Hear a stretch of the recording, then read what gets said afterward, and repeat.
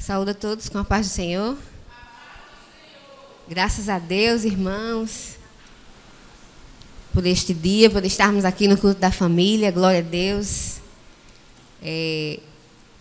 Fazia tempo que eu não estava vindo à igreja, né? Mas graças a Deus conseguimos chegar aqui, irmãos. Eu estava dizendo a Gustavo, estou com saudade dos irmãos, mas não é porque eu não quero, viu, irmãos? É por outros motivos, é força maior, por isso que eu não estou aqui.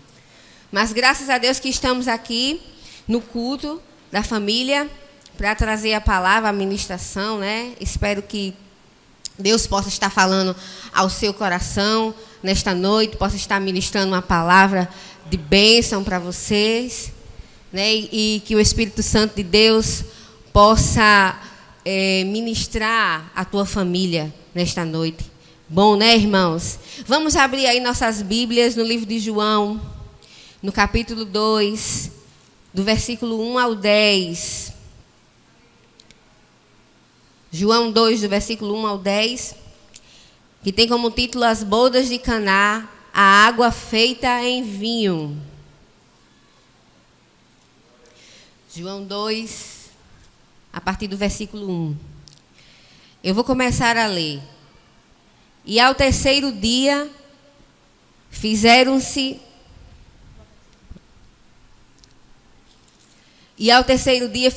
umas bodas em Caná da Galileia, e estava ali a mãe de Jesus. E foram também convidados Jesus e os seus discípulos para as bodas. E faltando vinho, a mãe de Jesus lhe disse: não tem vinho. Disse-lhe Jesus: mulher, que tenho eu contigo? Ainda não é chegada a minha hora. Sua mãe disse aos empregados: fazei tudo quanto ele vos disser.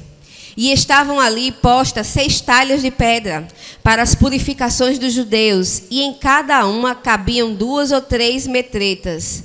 Disse-lhe Jesus: enchei de água essas talhas. E encheram-nas até em cima. E disse-lhe Jesus: tirai agora e levai ao mestre-sala. E levaram. E logo que o mestre-sala provou a água feita em vinho, não sabendo de onde viera, se bem que o sabiam os empregados que tinham tirado a água, chamou o mestre-sala ao esposo e disse-lhe: todo homem põe primeiro o vinho bom, e quando já tem bebido bem, então o inferior. Mas tu guardaste até agora o bom vinho. Amém, irmãos?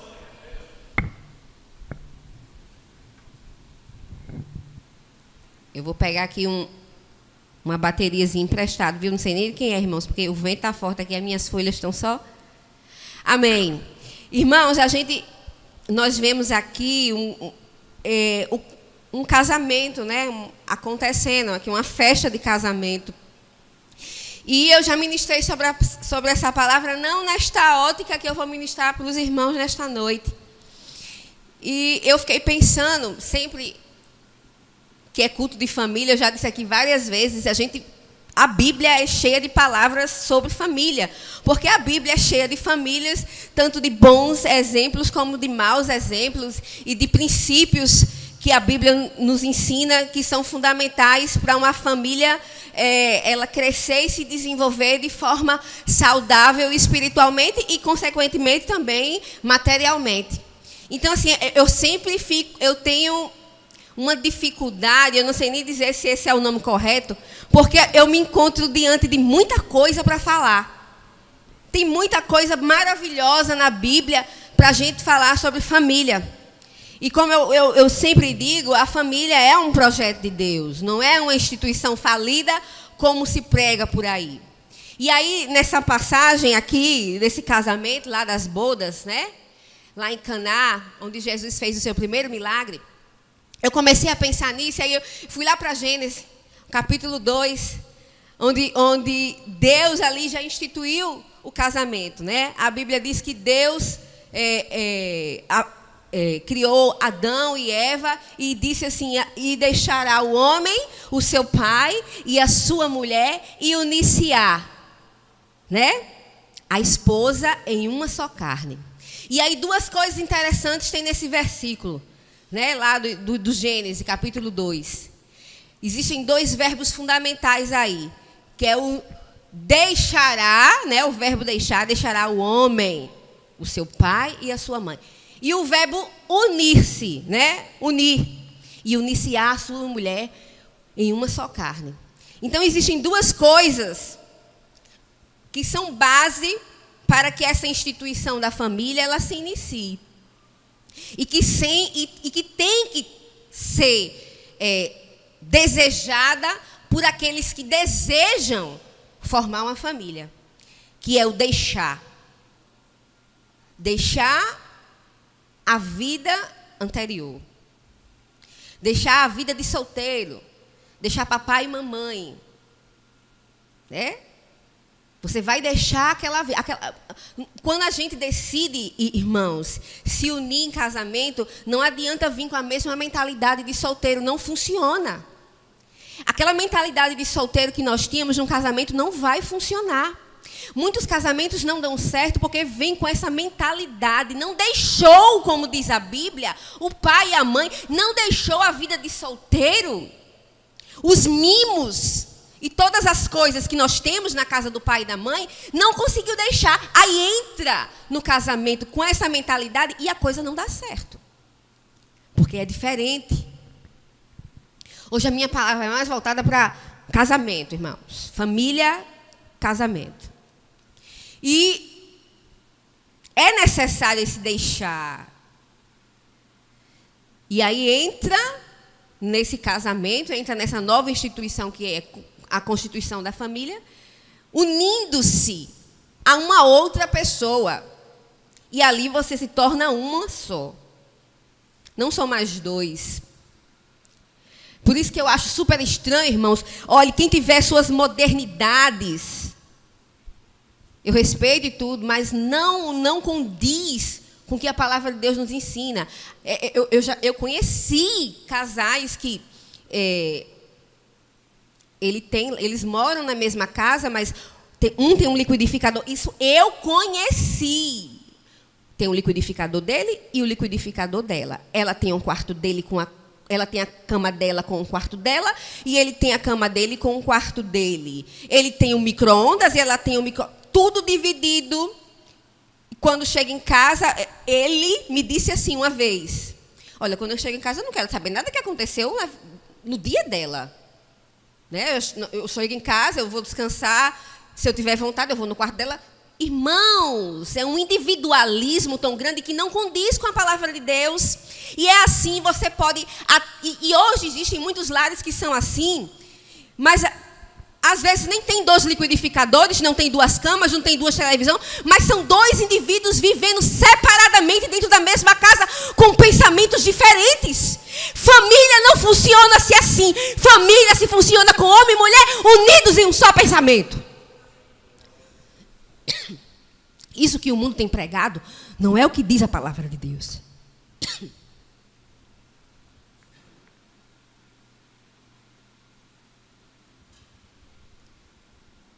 Se você vai entrar, meu jovem, num casamento com esse pensamento, já vai começar errado. Deixará a sua vida e uniciar em uma só carne. O que você gosta é o que ela gosta. É uma só cama. É um só pensamento. É um mesmo prato, se possível. É uma mesma igreja. É o mesmo Cristo. Compartilham das mesmas coisas, porque é uma só carne. Não tem, irmãos, como você entrar no banheiro e aí você vai tomar banho, vai molhar só a metade da sua cabeça e a outra metade não vai molhar. Como é que é isso? Não é uma só carne? Como é que eu posso fazer essa divisão? Aí você vai comer uma pizza, você é uma só carne com a sua esposa. Aí você, só a metade da sua boca come a pizza. Não existe isso, irmãos. A boca inteira come tudo. Porque é uma só carne. Então, espírito de divisão não existe para sustentar um casamento e família. Precisamos ter isso em primeiro lugar. Não tem divisão. É porque eu gosto assim, ela faz assim, então nós vamos fazer diferente. Não. Temos que entrar no consenso. Cada um tem seus gostos, é verdade. Um gosta de uma coisa, Mas aí, irmãos, tem aquela coisa de abrir mão.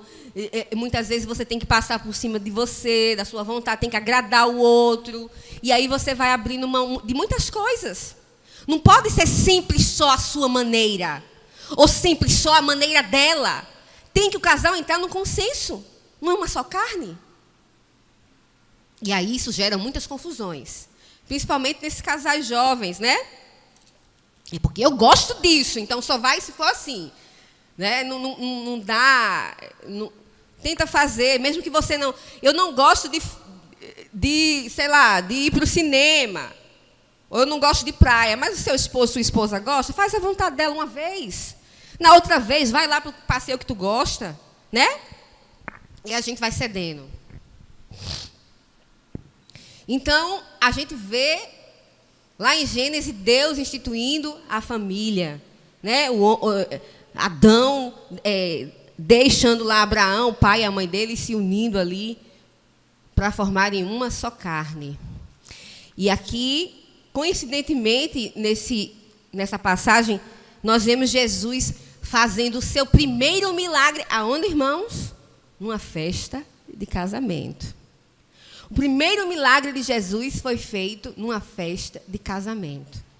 Sabe o que é que isso vem ao meu coração? Deus verdadeiramente se importa com a família, irmãos. Jesus verdadeiramente está interessado na família. Deus se importa com a tua família. Deus está interessado no teu casamento. O primeiro milagre que Jesus fez foi numa festa de casamento. Lá, num casamento, numa instituição formada desde Gênesis, irmão. Desde o princípio de todas as coisas. É ali que o Filho de Deus opera o primeiro milagre. Jesus valoriza, sim, a família. Diferentemente do que é dito por aí afora. Mas o verso 2, eu vou ler o verso 1 e o verso 2 que diz assim: E ao terceiro dia fizeram-se as bodas de Caná da Galileia, e estava ali a mãe de Jesus. E foram também convidados Jesus e seus discípulos para as bodas. Irmãos, naquela época, o casamento judaico, essas bodas duravam cerca de uma semana. Era festa demais, eles amavam festa. O casamento durava uma semana. E existem até ainda algumas culturas que o casamento tem vários dias, né? Aqui no Brasil, não. Mas acho que a Europa, alguns lugares lá da América do Norte, Estados Unidos, tem alguns lugares que eles fazem várias cerimônias durante a semana até o dia do casamento. O casamento judaico durava uma semana, 7 dias. E era banhada muito vinho, irmãos. Uma festa banhada muito vinho. Tinha muito isso. E a gente vê o noivo, antes do casamento, ele preparava, né? Eles se separavam, o noivo e a noiva. Na verdade, não é que eles estivessem juntos antes disso. Mas ele ia preparar a casa, né? Hoje muita gente casa, não tem nem casa, né? Mas naquela época, o noivo, ele ia cuidar de arrumar a casa para receber sua noiva. Enquanto isso, a noiva ia se organizando o enxoval dela e preparando-se a si mesma, né? Ela se preparava toda para esse grande momento. Então, assim, era uma coisa bem solene. Assim, eles convidavam muitas pessoas, banhada muito vinho. E a Bíblia diz que nessa festa em específico, Jesus havia sido convidado para a festa. Jesus e os seus discípulos haviam sido convidados para essa festa de casamento lá em Caná da Galileia. Aí é que está, irmãos, a grande diferença. Porque, como eu estava dizendo assim, é muito difícil, não é fácil você deixar a vida que você tinha, os costumes que você tinha dentro da sua casa, né? A mamãe que passa a roupa, faz aquele suco de laranja com uma certa quantidade de açúcar, ou faz aquela sobremesa que você tanto gosta. E aí, quando você casa, não é do mesmo jeito. Não é da mesma forma. A mulher vai ter outra maneira de fazer aquele suco de laranja, né? Talvez ela não consiga passar a camisa tão bem, com o vinco que a sua mãe passa, ou talvez ela até passe melhor, né? Que a própria mãe, ninguém sabe. Mas não é fácil. É difícil, porque são duas culturas diferentes que vão entrar em choque ali numa casa, né, num lar. Não, então, não é fácil. E se você não tiver convidado Jesus, a coisa fica bem pior. Aqui, nessa festa, nós vamos ver uma grande diferença desses noivos. Eles haviam convidado Jesus e os seus discípulos. Se não convidar Jesus, o negócio fica bem mais complicado. Jesus precisa ser convidado de honra no teu casamento. Jesus precisa ser convidado de honra para a tua casa. Jesus e aqueles que o seguem, é com esse tipo de gente que você deve abrir as portas do teu casamento. Amém, irmãos? E aí a gente vê no versículo 3, a Bíblia dizendo assim: e faltando o vinho, a mãe de Jesus lhe disse: não tem vinho. Olha só, faltou o vinho. Como eu disse aqui, a festa judaica era banhada a muito vinho. Muito vinho, era uma festa banhada a muito vinho. E aí, de repente, faltou o vinho. E agora? O casamento já começou com uma certa dificuldade, que é só o que as famílias enfrentam. E os casamentos enfrentam. É dificuldade, de todas as formas. Dificuldades... temos dificuldades comportamental. O comportamento da esposa ou do esposo, que a gente não... era de um jeito e depois passou a ser outro, ou então era, e às vezes a gente faz vista grossa porque estamos apaixonados e acha que quando casar vai mudar, e não é bem assim. E aí, a gente faz vista grossa, quando entra na mesma casa que começa o choque, aí são dificuldades comportamentais, é dificuldade na intimidade, muitas vezes, que tem, né? Que eu digo intimidade é a área sexual mesmo que eu estou falando. Existem vários tipos de dificuldade, irmãos. É dificuldade espiritual, também, na área espiritual, e a gente começa a observar, e aí o casamento começa a entrar em choque. Vem essas dificuldades. E a dificuldade material, como foi o caso aqui, também. Existem famílias sendo dissolvidas, destruídas, por causa também de dificuldade financeira. Né? Existe um ditado que o amor entra por uma porta, né? Mas se faltar o dinheiro, ele sai por outra. E vocês vejam e observem que aqui, nessa festa de casamento, tinha um convidado. Esse convidado era Jesus. E ainda assim, faltou o vinho. As dificuldades, meus amados, nas famílias e nos casamentos, elas vêm para todos. Famílias cristãs e famílias não cristãs. Nesse casamento, Jesus estava lá. Ele e os seus discípulos estavam. Mas a Bíblia diz que o vinho faltou. A dificuldade veio.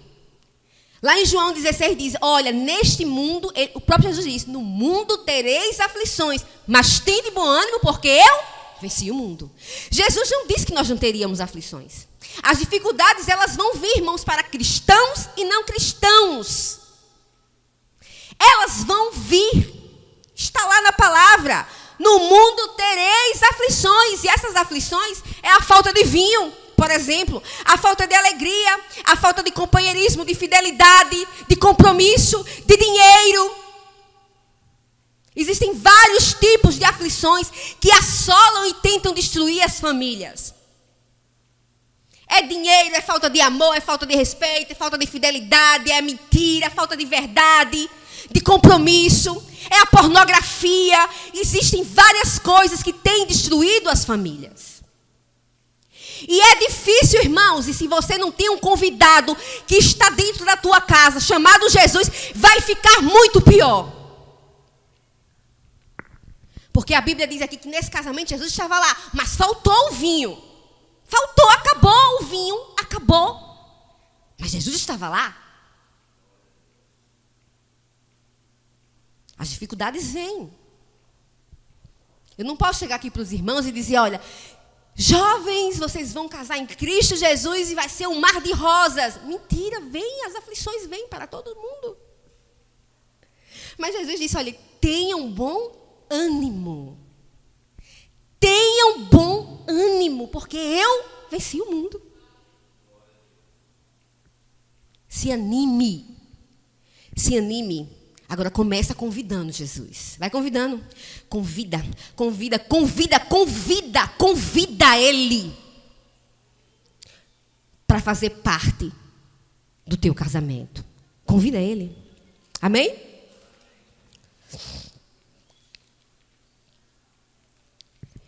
E aí, nós vamos ver aqui nos versículos 7 a diferença da presença de Jesus.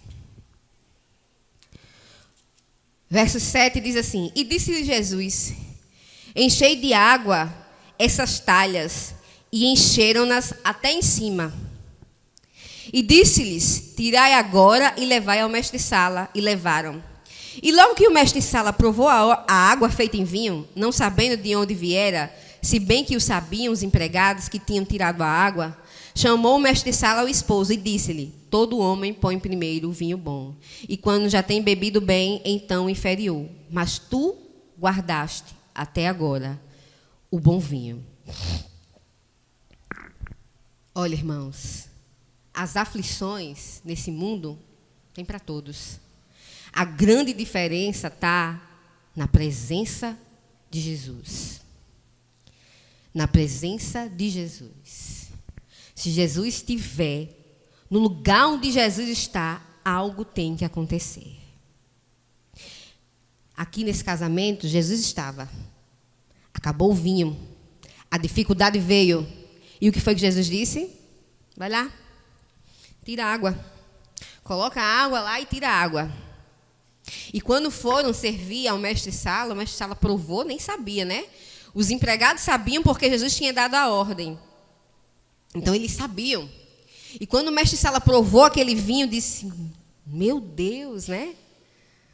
Nós servimos primeiro o vinho bom. Primeiro é servido o vinho bom, né? Por último, é que a gente serve o vinho mais fraco. É igual a festa de aniversário na casa da gente, né? A gente tá lá na festa de aniversário, bora coca, serve coca. Quando acaba a coca, a gente pega uma Dori, um Guaraná, o que tiver lá. Vai ali no posto, menino, compra lá o que tiver. Vai servindo, né? Pega o suco, que suque. Mas no início a gente serve o melhor, vai servindo o melhor. Com Jesus é diferente. O mestre-sala disse: Meu Deus, até agora tu guardaste o melhor. A diferença, irmãos, dos casamentos e famílias que estão em dificuldades, que têm Cristo, a presença de Jesus faz toda a diferença. Por isso que eu disse: convida Jesus. Não convidou? Convida Jesus para fazer parte do teu casamento. Convida Jesus para fazer parte da tua família. Deixa ele dar lugar à novela, vai fazer o culto doméstico. Deixa ele estar olhando coisa que não é para tu olhar no computador e vai escutar ali uma pregação, um hino, um louvor. Convida Jesus para entrar na tua casa. Convida Jesus, vai.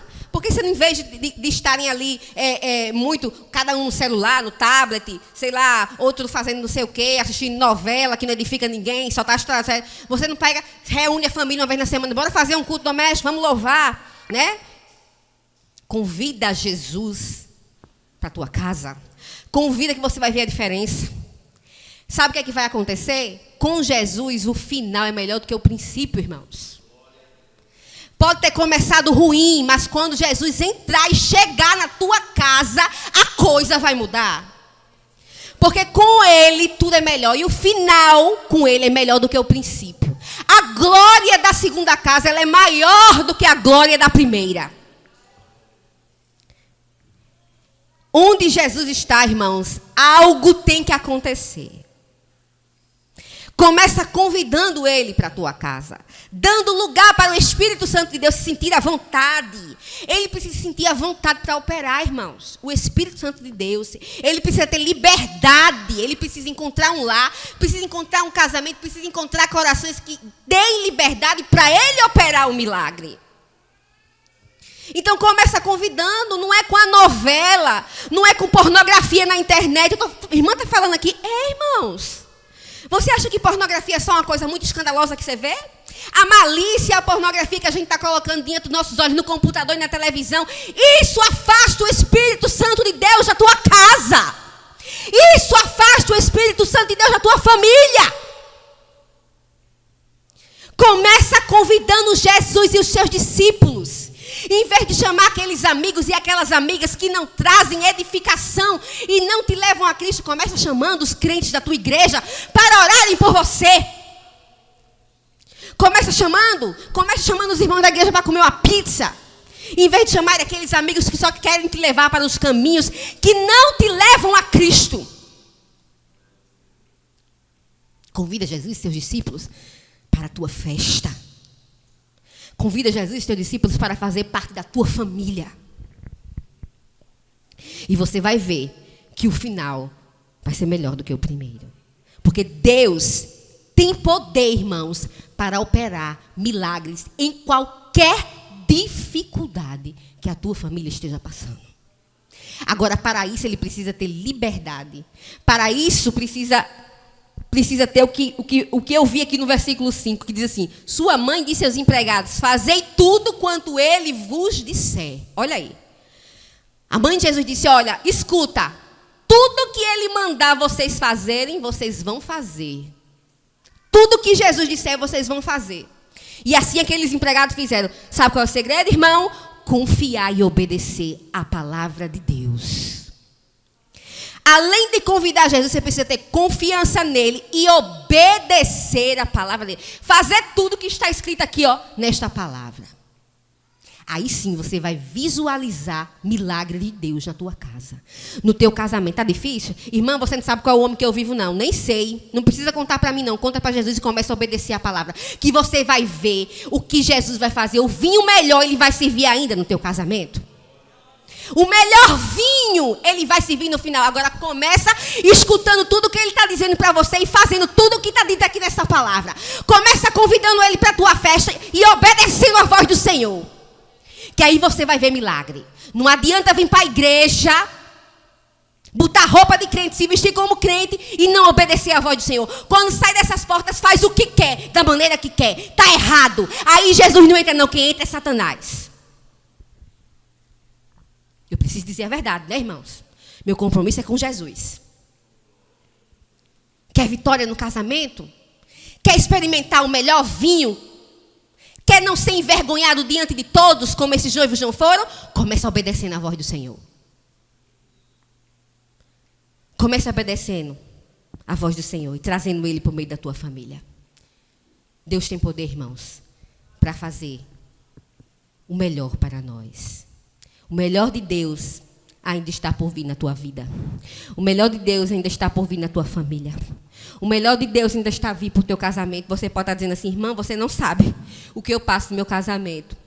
Deus está mandando eu te dizer nesta noite, o melhor de Deus, você vai ver, ainda está por vir para o teu casamento.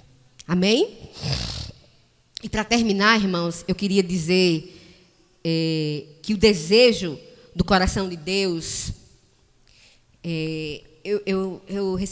essa semana eu recebi uma notícia muito triste de um casal que eu amo muito, que se separaram de muitos anos. E eu fiquei muito, assim, triste, abalada com a notícia. E eu quero dizer, não em relação a eles, eu estou dando assim um exemplo só. Mas o que eu vou falar não está relacionado diretamente com eles, de jeito nenhum. Mas que o desejo de Deus não é que as famílias se acabem. Deus não tem esse desejo. Que os cônjuges se separem, que as famílias se dissolvam. Deus tem um desejo de que os casamentos sejam bem-sucedidos. A prova disso foi essa festa. Jesus chegou e aqueles noivos, irmão, a falta de vinho era falta de alegria na festa. E aquilo era algo vergonhoso. Era como se fosse uma desonra para os convidados. Você não tem mais vinho para oferecer. Então, eles iam ficar altamente envergonhados diante de todos os seus convidados, porque não era algo honroso não oferecer mais vinho numa festa judaica. E ali Jesus se preocupou, irmãos, com isso. Olha só a preocupação de Jesus transformar algo em vinho. Jesus está preocupado com os casamentos, que os casamentos, irmãos, sejam bem-sucedidos desde o início. O desejo de Jesus não é que as famílias se dissolvam, que comecem com problemas né, que os casamentos sejam destruídos, não de jeito nenhum. Jesus está preocupado com o sucesso das famílias. Senão ele não teria feito esse milagre, irmãos. Não era uma doença, não era, né, não era alguém que estava morrendo, que estava enfermo, era o vinho que tinha acabado. Mas era a alegria da festa, era uma festa de casamento. Os noivos estavam ali, contentes com seus convidados. Jesus se importava com isso, porque Jesus se importa que você esteja bem no seu casamento, que não falte alegria no seu casamento. Eu já disse aqui várias vezes, gente, família forte, né? A família que é forte é uma família alegre. A alegria do Senhor é a nossa força. Então, família alegre é família forte, irmãos. Família triste, deprimida é fraca. A Bíblia diz: a alegria do Senhor é a nossa força. Então, precisamos ser alegres. E Jesus se importa com isso. O vinho significava alegria e havia acabado. Jesus estava preocupado que aquela família fosse alegre. Então, Jesus não deseja o fim dos casamentos, irmãos.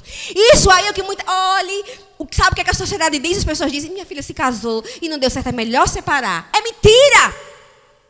Não é verdade. Isso não é o desejo de Deus. Agora, claro que a gente sabe que tem casos, né, irmãos? Que a Bíblia até permite. Servidão do outro não vai ficar ali sendo espancado, sendo humilhado, oprimido. Né? A infidelidade conjugal. Existem esses poucos casos. Mas o desejo de Deus, irmãos, é que homem e mulher se unam e fiquem para sempre. Não é o que eu tenho visto aí até dentro das igrejas. Que é um casa separa, casa separa, casa separa. Isso não é a vontade de Deus. Não é. Mateus 19,6 diz assim: assim eles já não são dois, mas sim uma só carne. Portanto, o que Deus uniu, ninguém separa. Está escrito na palavra de Deus, irmão. Se não for isso, rasguemos a Bíblia. Deus deseja que as famílias sejam bem-sucedidas, deseja que tenha alegria, que não sejamos envergonhados e que todos aqueles que nos cercam, irmãos, vejam quão felizes e alegres nós somos. E que possamos ser espelhos para as outras famílias. Gente, tem família que eu olho assim, eu digo: eu posso contar com aquela família, eu posso me aconselhar com aquela família. Não é? Não tem família que você olha assim, você vê, você sente que você vai receber uma palavra, que são pessoas fortes, alegres e saudáveis espiritualmente? Deus quer que é isso para nós, para mim e para a tua família. Você pode estar aí no seu canto dizendo: isso está tão longe da minha realidade, mas não é impossível. Convida Jesus para a tua festa. Convida Jesus para o teu casamento e começa a obedecer na palavra do Senhor. Amém, irmão? Que o Senhor nos abençoe nesta noite e que Ele possa ter ministrado ao teu coração. Em nome de Jesus. E eu agradeço a oportunidade. Amém, amados? Ô, glória. Amados, eu fico olhando assim e me lembro de um rapaz que ele tinha 18 anos e estava prestes a se casar. E quando a pessoa é solteiro, a mulher, ela olha para o espelho e diz assim: eu sou demais. Eu estou bela. As pessoas olham para mim. O homem, ele se olha no espelho e diz assim: eu sou o cara. Ele se sente fortalecido. E quando ele encontra uma parceira, um parceiro, que chega ao casamento, irmãos, ele pensa ainda que é o cara. E que ela também pensa que ainda é aquela rainha solteira que chama a atenção de muitas pessoas. Ela precisa agora chamar a atenção de um só, que era o seu esposo. E ele simplesmente chama a atenção dela. O mais interessante é que quando se juntam os dois, na vida conjugal se revela o defeito de um para com o outro. As pessoas olham no espelho, mas não conseguem enxergar por total. E acha que é o dono da razão. Então, quando se casa, ele traz toda a sua bagagem para se unir àquela outra carne, cheio de defeitos. A mulher olha para o homem cheio de defeito, ama do jeito que ele é, irmãos. O homem ama a sua esposa, cheia de defeitos, mas do jeito que ela é. Aí esse rapaz de 18 anos, eu nunca saiu isso da minha mente, porque foi meu irmão. Ele parou de frente ao espelho, com 18 anos de idade, a cabeleira muito bonita, e puxou assim e fez: uau! Eu sou o cara. Eu olhei assim pro rosto dele, a alegria, irmãos. Mas passou alguns anos, ele chegou para mim e disse assim: Eide, eu vou me separar. Eu disse: como é que é? Cadê o cara? Não, ela não me entende. Aí eu cheguei para ele e disse para ele: ela lhe entende, você que não está entendendo ela. Fica de pé, igreja do Senhor Jesus. O mais interessante, irmãos, é quando nós entendemos quem é o nosso companheiro. Presta atenção, irmãos. Quem é a nossa companheira, nós amamos ainda mais. É ou não é, irmãos? Eu digo a Cleo: eu tenho uma visão sua. Eu tenho uma visão de Cleo, irmãos, de quando ela tinha 16 anos de idade, nunca saiu da minha mente. Ela pode completar 100 anos, essa visão vai estar sempre na minha mente. É assim que nós temos a visão daquela pessoa que nós amamos, irmãos. Amém, irmãos? Agora, algumas pessoas tentam de todo jeito dizer assim: poxa, existe uma mágica, um jeitinho. Não. Se você não tiver Jesus na sua vida, você não é ninguém. Amém, irmãos?